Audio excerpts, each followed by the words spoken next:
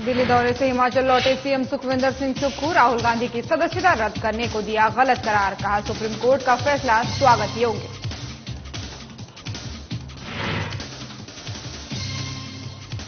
श्री ज्वालामुखी मंदिर पहुंचे बागवानी मंत्री जगत सिंह नेगी, मां ज्वाला का मंत्री ने लिया आशीर्वाद, प्रदेशवासियों के लिए की सुख समृद्धि की कामना।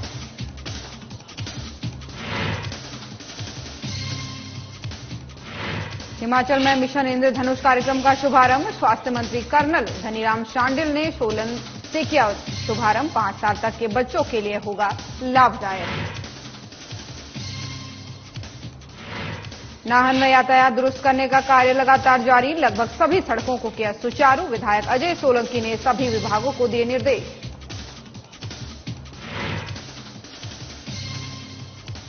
हिमाचल के 5 जिलों में मक्के की फसल पर मंडराया खतरा, पत्तियों को खा रहा फॉल आर्मी वर्म कीट की चपेट में आई हजारों एकड़ भूमि।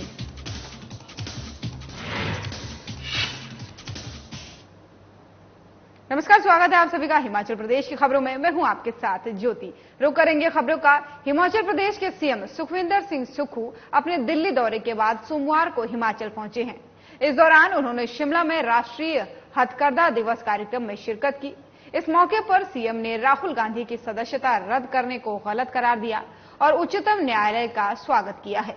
वहीं दिल्ली में केंद्रीय नेताओं से मुलाकात के बारे में उन्होंने बताया कि केंद्र की ओर से हिमाचल प्रदेश को आपदा के बचे हुए 315 करोड़ की राशि जल्द जारी करने का आश्वासन दिया गया है। उधर स्वास्थ्य सचिव को लेकर चल रहे विवाद पर सीएम ने कहा कि और 100 कर्मचारी कंपनियों के जरिए लगाए जाते हैं, ऐसे में उनको निकाल दिया गया, जो बड़ी बात नहीं है। हालांकि सीएम सुक्खू ने ग्रीवेंस होने की बात कही है। हस्तकरघा हमारे उद्यमी हैं, जो हमारे डिजाइनर हैं, उन सबको बहुत बहुत शुभकामनाएं देने जाता हूं। उससे उस समय काफी जो कानून के ज्ञाता थे, उन्होंने कहा था कि ये सदस्यता इतनी जल्दी रद्द करना बहुत गलत बात है, और देश के सर्वोच्च न्यायालय ने जब उनकी सदस्यता बहाल की तो इस बात का इंगित करता है कि सच बार बार झूठ का सामना करता है और झूठ बार बार सच से टकराता है। अंत में जीत सत्य की होती है। ये सच की जीत है, लोकतांत्रिक मूल्यों की जीत है, और अभी लोकसभा सचिवालय ने भी वो नोटिफिकेशन जारी कर दिया है।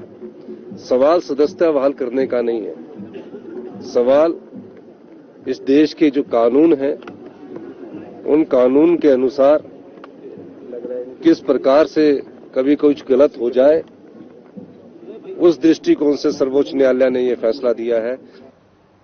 विश्व प्रसिद्ध शक्तिपीठ श्री ज्वालामुखी मंदिर में हिमाचल प्रदेश के राज्य राजस्व बागवानी मंत्री जगत सिंह नेगी की मां ज्वाला की पवित्र ज्योतियों के दर्शन के लिए पहुंचे। इस अवसर पर उनके साथ ज्वालामुखी के विधायक संजय रतन भी मौजूद रहे। इस दौरान जगत सिंह नेगी ने मां ज्वाला की पवित्र ज्योतियों की विधिवत पूजा अर्चना की और मां ज्वाला से आशीर्वाद लिया। उन्होंने कहा कि बहुत लंबे समय बाद मां के दर्शन करने का सौभाग्य प्राप्त हुआ है और मां का आशीर्वाद पूरे प्रदेशवासियों पर इस आपदा की घड़ी में बना रहे, ऐसी मैं कामना करता हूं।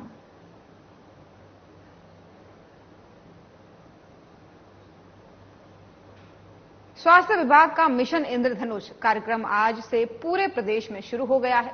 इसका शुभारंभ स्वास्थ्य मंत्री डॉक्टर कर्नल धनीराम शांडिल ने सोलन के क्षेत्रीय अस्पताल से किया है।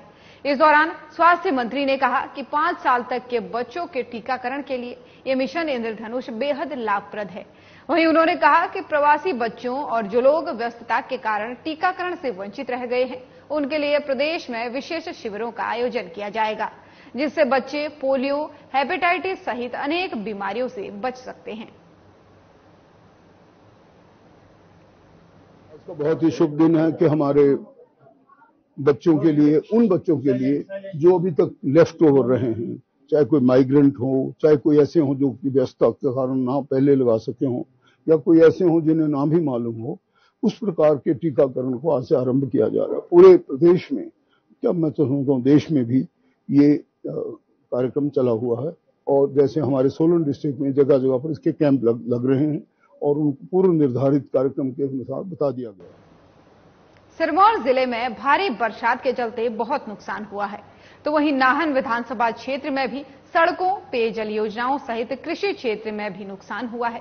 नाहन विधानसभा क्षेत्र में लगभग सभी सड़कों को खोल दिया गया है और केवल मातर भेड़ों का सड़क मार्ग ठीक नहीं हो पाया है, क्योंकि वहां लगातार लैंडस्लाइड हो रहा है। वहीं विधायक अजय सोलंकी ने नाहन में जन समस्याओं को सुनते हुए बताया कि क्षेत्र में राहत कार्य चले हुए हैं और अधिकारियों को निर्देश दिए गए हैं। लगभग सभी सड़क मार्गों को खोल दिया गया है। इसके अलावा प्रभावित लोगों को राहत पहुंचाई जा रही है। वहीं उन्होंने कहा कि जैसे ही मौसम में सुधार होता है, लोगों को और अधिक राहत देने का कार्य शुरू हो जाएगा। सड़कों में जो प्रायोरिटाइज है, हम जो अभी बजट जितना एलोकेशन है हम उस पर डिस्कस कर रहे हैं। आज हमने पीडब्ल्यूडी के साथ भी बैठक रखी है, तो उसमें हम प्रायोरिटाइज कर रहे हैं कि जो ज़्यादा जरूरी है, जो जल्दी जिन सड़कों पे बहुत जल्दी ज़रूरत है काम करने का, उनको प्रोटेक्शन करने का, उस पर काम बहुत जल्दी शुरू कर दिया जाएगा। और जैसे ही ये बरसातें कम हो जाएंगी उसके बाद पूरी तरह से जो है सड़कों का। और मैं आपको बता दूं कि नाहन विधानसभा क्षेत्र की बात कहूंगा कि सभी सड़कों पे जो है जेसीबी मशीनें रखी गई है। हमने पीडब्ल्यूडी रोड्स के साथ साथ ब्लॉक के जो लिंक रोड्स थे, जो पंचायतों के रोड्स थे, वो भी खोल। अब खबर शिमला से है, जहां संयुक्त किसान मंच के संयोजक हरीश चौहान का बयान सामने आया है।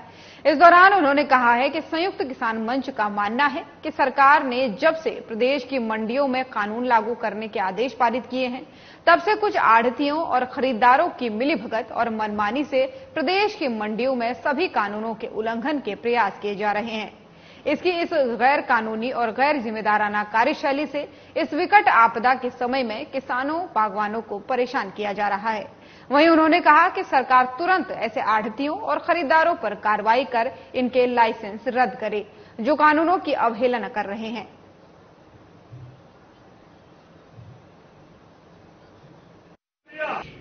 हिमाचल प्रदेश में जब से सरकार ने हिमाचल प्रदेश की मंडियों में जो है कानून लागू करने का निर्णय लिया है, तब से जो है कुछ ना कुछ हम किसानों, बागवानों के लिए जो है कुछ आढ़तियों के द्वारा कभी परेशानियां जो है उत्पन्न की जा रही है और कभी लदानियों के द्वारा जो है परेशानियां उत्पन्न की जा रही है। अवसर ढूंढने वाला जो है एक ये मौका जो है ये मिल रहा है इन लोगों को। और हमारा मानना यह है कि सरकार को जो है इनके ऊपर कड़ा निर्णय लेना चाहिए। संयुक्त किसान मंच का ये मानना है कि जो भी इस तरह की खलल और भ्रम किसानों, बागवानों के बीच फैला रहे हैं, ऐसे आपदा के दौर में उन लोगों के जो है लाइसेंस रद्द कर देने चाहिए।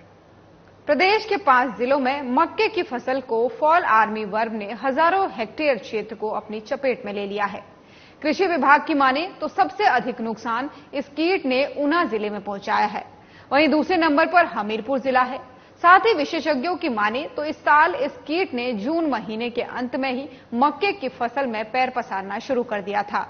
वहीं विशेषज्ञों का कहना है कि प्रदेश के अलग अलग जिलों में विभिन्न दवाइयों का छिड़काव करके इस रोग से मक्के की फसल को बचाया जा सकता है।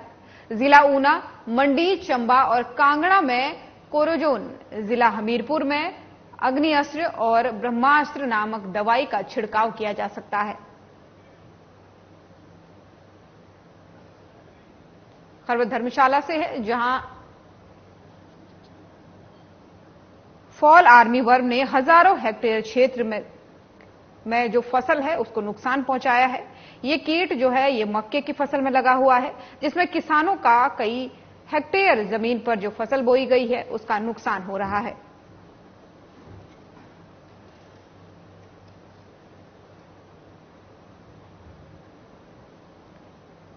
ठीक है, धर्मशाला से एक खबर है, जहां आपको बता दें कि किसानों की हजारों हेक्टेयर की भूमि में जो मक्के की फसल है उसको कीट बर्बाद कर रहा है। फॉल आर्मी वर्म नाम से ये कीट है जो मक्के की फसल को नुकसान पहुंचा रहा है। और इस कीट की चपेट में आपको बता दें कि हजारों एकड़ भूमि आ चुकी है और किसानों का लाखों का नुकसान हो चुका है। सबसे ज्यादा नुकसान ऊना जिले में हुआ है और दूसरे नंबर पर अगर बात करें तो हमीरपुर जिले में इस कीट ने सबसे ज्यादा नुकसान पहुंचाया है। कीट है फॉल आर्मी वर्म, इसका जो वैज्ञानिक नाम है वो है स्पोडोप्टेरा फ्यूरिजिपल्डा। तो ये एक जैसे हमारे सब्जियों में भी कीट आता है उसी तरह का पतंग है, लेकिन इसकी स्पीसीज वो अलग से है। किसान भाइयों से यही आग्रह करूंगा कि जब हमें पता लगता है कि हमारी फसल में इस कीट का अटैक हुआ है तो एट दी अर्लीस्ट वो दवाई जो है वो स्प्रे करें, चाहे हमारी जैविक दवाई है, चाहे वनस्पतिक दवाई है या कोई रासायनिक दवाई है। बिलासपुर के तहसील कार्यालय झंडूता में समस्याओं का अंबार है। आलम यह है कि खतरे की जद में यहां पर लोग काम करने को विवश हैं।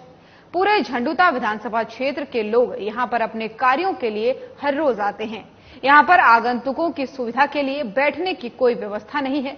सिर्फ इतना ही नहीं, यहां पर काम करने वाले वकीलों की सुविधा के लिए उचित प्रावधान भी नहीं है।